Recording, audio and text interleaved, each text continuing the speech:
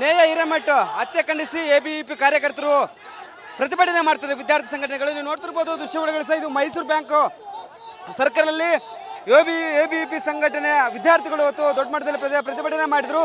ಆದ್ರೆ ಈಗ ಪರ್ಮಿಷನ್ ಸಿಕ್ಕಿಲ್ಲ ಎಂಬ ಕಾರಣಕ್ಕೆ ಪೊಲೀಸರಿಗೆ ವಶಕ್ಕೆ ನಾವು ವಿದ್ಯಾರ್ಥಿಗಳನ್ನ ಮಾತಾಡಿಸೋ ಕೆಲಸ ಮಾಡ್ತೀವಿ. ಪೊಲೀಸರು ನಿಮ್ಮನ್ನ ಬಂಧಿಸಿದ್ರೆ ಏನ್ ಹೇಳ್ತಾರೆ ಅಂದೆ? ಸರ್ ನೋಡಿ, ಒಂದು ಕೊಲೆ ನಡೆದಿದೆ. ಅದರಿಂದ ನಾವು ಒಂದು ನ್ಯಾಯ ಕೇಳ್ತಾ ಇದ್ದೀವಿ. ಆ ಮನೆಗೆ ಒಂದು ನ್ಯಾಯ ಒದಗಿಸ್ಕೊಡ್ಬೇಕಂತ ಮಾಡ್ತಾ ಇದ್ದೀವಿ. ಒಂದು ಹೋರಾಟ ಮಾಡ್ತಾ ಇದ್ದೀವಿ.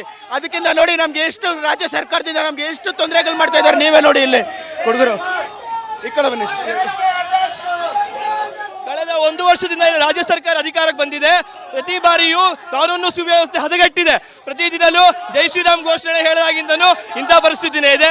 ಒಂದು ವಿದ್ಯಾರ್ಥಿನಿಯನ್ನ KLE ಕಾಲೇಜಿನಲ್ಲಿ ಪ್ರಿಮಿಸಸ್ ಅಲ್ಲಿ ಹತ್ಯೆ ಮಾಡ್ತಾರೆ ಅಂದ್ರೆ ಅವರಿಗೆ ಯಾವುದೇ ಭಯ ಇಲ್ಲ. ಈ ಕಾನೂನಿನಲ್ಲಿ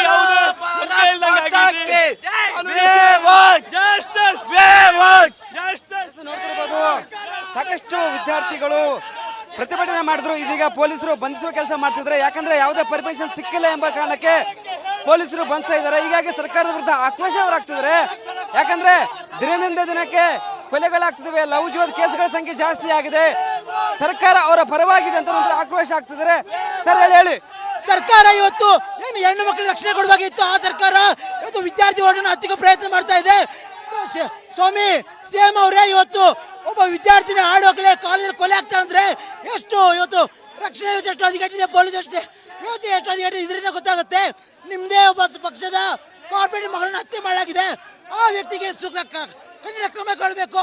ಇಲ್ಲದ ವಿದ್ಯಾರ್ಥಿ ಪರಿಷತ್ ಉಗ್ರ ಹೋರಾಟ ಮಾಡುತ್ತೆ ಅಂತ ಹೇಳ್ತೇನೆ. ಸರ್ಕಾರದ ವಿರುದ್ಧ ಒಂದ್ ಕಡೆ ಆಕ್ರೋಶ ಜೋರಾಗಿದೆ. ಹೆಣ್ಣು ಮಕ್ಕಳಿಗೆ ರಕ್ಷಣೆ ಕೊಡ್ತಿಲ್ಲ ಸರ್ಕಾರ. ದಿನದಿಂದ ದಿನಕ್ಕೆ ಪ್ರಕರಣಗಳು ದಾಖಲಾಗ್ತಿದ್ದಾವೆ. ಒಂದ್ ಕಡೆ ಜೈ ಶ್ರೀರಾಮ್ ಅನ್ನಂಗಿಲ್ಲ, ಮತ್ತೊಂದ್ ಕಡೆ ಹೆಣ್ಮಕ್ಳು ಓಡಾಡಂಗಿಲ್ಲ ಹೊರಗಡೆ. ನೋಡ್ತಿರ್ಬೋದು ಸಾಕಷ್ಟು ಜನ ಸರ್ಕಾರದ ವಿರುದ್ಧ ಆಕ್ರೋಶ ಹೊರಾಗ್ತಿದ್ರೆ. ಮತ್ತೊಂದ್ ಕಡೆ ಪೊಲೀಸರು ಮತ್ತು ಪ್ರತಿಭಟನಾಕಾರರ ವಾಗ್ವಾದ ನಡೆದಿದೆ.